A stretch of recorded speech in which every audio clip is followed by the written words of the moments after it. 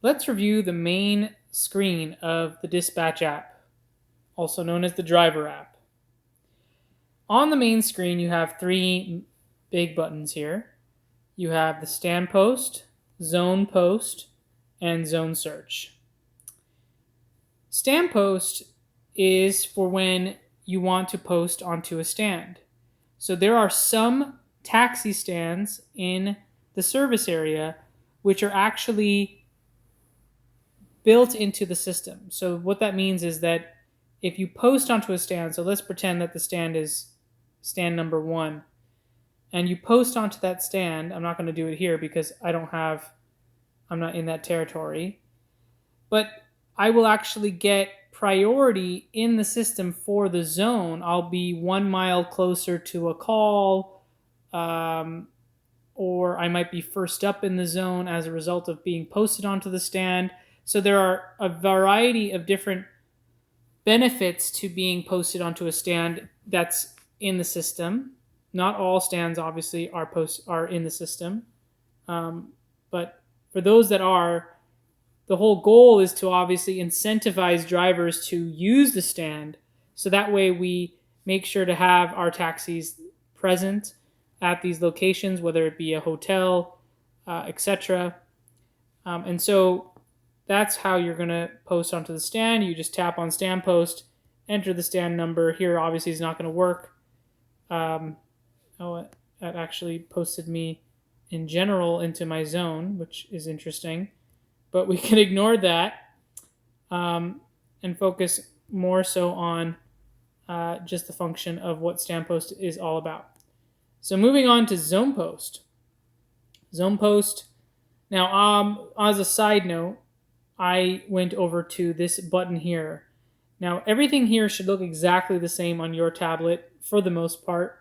The only difference will be that yours will say A-OK here, or it will be in red and it will say no BT.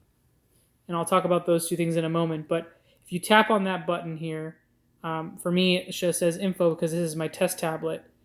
I'm able to access all this information, which I'll again come back to in just a second, but I wanted to focus on this speak to me feature, which allows me to actually have announcements made. So if I, right now I have it toggled to no, but if I toggle it to yes, and I make sure my sound volume is up, then I'm going to hear when I post onto a zone. Position 1 in zone 136. So there we go. It actually tells me what's going on with the action I've taken. I can also then unpost by tapping on the button again. Not posted. And it will respond as such. So that's zone posting. You're posting into your zone, and obviously there's criteria about what it means to be posted into a zone that I'll talk about later as well. I'm going to get into zone search on a separate video. So what I want to do right now is finish all the buttons that are actually going on here and explain what those buttons are about. All right, so let's go over to GPS. GPS, when you tap on GPS, it gives you a map of where your cab is currently located, and it gives you the ability to then further tap on the enter location button to pull up Google Maps. So then you can then enter any address you want. So I'm just going to pick this address that I already have here and use this to navigate to that destination. So this is just a convenient way of accessing Google Maps. All right. If you see that the GPS is red, that means the tablet is currently not picking up your GPS location. And but as long as you have cellular network and everything's connected, you should be green there. So tapping on this button again, for you it should say A-OK or no BT. If it says no BT, that means that your meter is not connected to your tablet. So you're initially, when you first boot up everything in the vehicle, you boot up the tablet, this is going to say no BT, and then it should kick in and change to A-OK quite quickly. So that is how that is set up, and that tells you that your Bluetooth is connected, you're connected to the meter, and everything's set up to work properly. On the screen itself, this we call the app status screen. It gives you more details about your vehicle, your driver attributes. So you can see here your vehicle number, driver ID, driver attributes, vehicle attributes. Here I have a lot of vehicle attributes because this is my test tablet again. So wheelchair van, minivan, all that stuff. The version number of what the driver tablet, the driver app you're currently on. Your driver IP address for our communication with your tablet. Then the speak to me function, which I just described. You want to make sure landscape mode is set at all times for tablet mode, because we've really designed this thing for landscape mode. And then notification sound, you can customize that, which is kind of cool, to whatever your preferred sound is. And then you don't want to select the device has a phone service because it doesn't have a phone service. You can adjust or auto adjust the brightness, and you can set the volume. So those are the things that are going on. It's kind of like your settings screen, if you think of it that way. So that is that. Moving on to the next button, which is your messages. So you can see right now I have a 1 displaying there. That's because I have one message. So if I tap on there, you can see I have this message here that I received saying break not allowed. So what's going on here is this is my inbox. Any unread messages will show up here. I can save my messages by tapping on save. I can also delete my messages. So I'm going to go ahead and delete this message. Now I'm taken back to the main screen, and now you can see I have 0 messages. So you can do some other things here with messages. You can also go down here to minimize the keyboard for a second, and you see here we have all these canned responses, right? So if I want to respond to the dispatchers, you can actually select one of these. If you want to thank them, tap on that. It will load the equivalent number associated with the canned response in here. You can also, as a quicker way to select, you can just go here. If you've learned all of the canned responses, you can enter a 4, and that will automatically apply the canned response to the field here. So that's just kind of a fast way of doing it. And then ultimately you'll send the message once you are finished with it. You can also customize your own message. So I can write hello here. I can spell it correctly. Oh my goodness. All right, here we go. Send message. And now I've sent the message. Now I might get a response back from a dispatcher because they've received that from me, and they'll probably be very curious as to why I just sent them a message saying hello. But let's just say I wanted to send that hello again, but I actually want to save it because I want to reuse it in the future. I can actually go over here and tap save message. And then when I go to saved here, you'll see that I have this saved message. I don't know how it turned into hello grew, but I must have tapped on one of the... Yes, how can we help? And there you go. MSGA approved. So you can see the dispatcher in Utah has now responded to my hello with yes, how can we help? So I'm now in a conversation with the dispatcher, but I will ignore that now. You can also go down here to delete all the messages and clear that out. So now we're back to 0. That is pretty much how messages work. Moving on to the call log. Call log is just a history of the trips that you've taken. And the trips should continue to display in the call log for up to a week. So you can reference trip information, the name of the passenger, account number, details about all of the trip. You can also tap on a button here that should say payment summary for you. For me, it shows this because I am using my test tablet. And so this will tap payment summary. You'll be able to see a summary of the payment transaction if the customer paid using a credit card using on the credit card machine, the PIM. And as well as if they paid cash. So the payment summary will display regardless. All of our transactions with PIMs, or sorry, with transactions in general with credit cards are e-receipt based. So the customer enters the e-receipt on the PIM machine, which you'll be trained on at another time.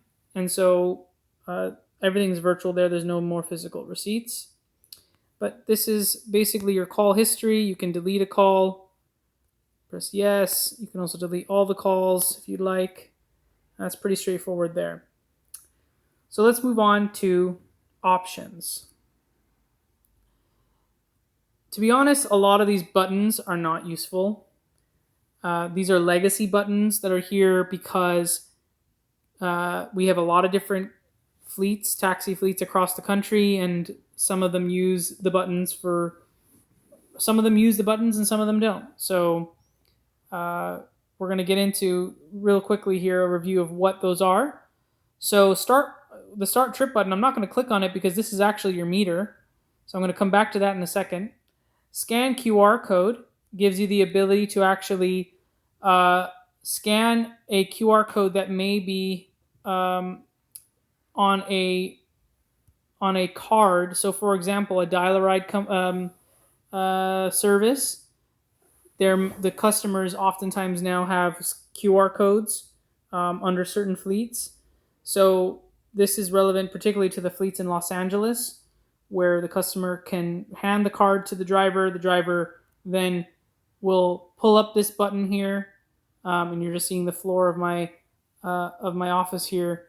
But the customer, you'll then put the QR code in front and actually track who the customer is scanning that QR code. The manual city rides and scan health button, this is also only relevant to LA ASC drivers. So they can enter manually the card number here for some of those accounts.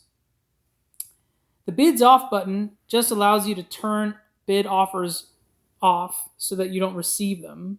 It's very unusual that a driver would actually not want to receive bid offers, since that's the main way that you receive calls and offers from the system. So you can turn that off, and then if you do turn it off, then you'll see it changes to bids on. So you just tap on it again to turn bids back on when it says bids off.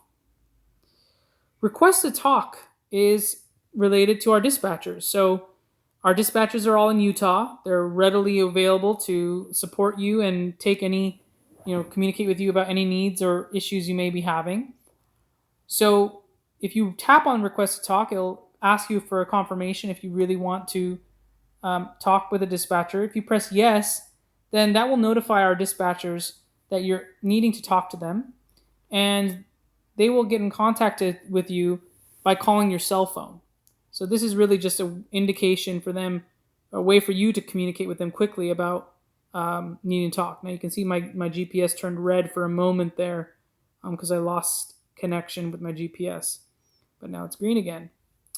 The brake button is no longer used by most of the fleets. And you can see now if I actually tap on it, I'm going to get a Brake not allowed. I'm going to get a brake not allowed message announced as well as in my inbox. So you don't have to worry about that feature. That feature is a legacy feature. Also with credit card, if you tap on credit card, you're going to get this screen, which you think you'll be able to actually process credit card. Nope. Most fleets don't support this particular screen. So if you enter a credit card here, nothing will happen. So you can also ignore that button. So really, out of all these screens, and for some reason CPost wasn't showing up earlier, now it is here. I don't know, that must have been a little bug. So apologies about that. But out of all these buttons on this first initial screen, these 8 buttons, the only buttons that are actually somewhat relevant to most drivers is CPost, Start Trip, Scan QR Code if you're in Los Angeles. Also this one if you're in Los Angeles. This one, very rarely would a driver ever want to turn off bids. Request to talk to dispatchers, and that's it. Now, there is a second page, so you can tap on the arrow here to go to the second page. And we also have very few buttons here that are actually relevant. We have vehicle info, absolutely useless. Ignore that button. Um,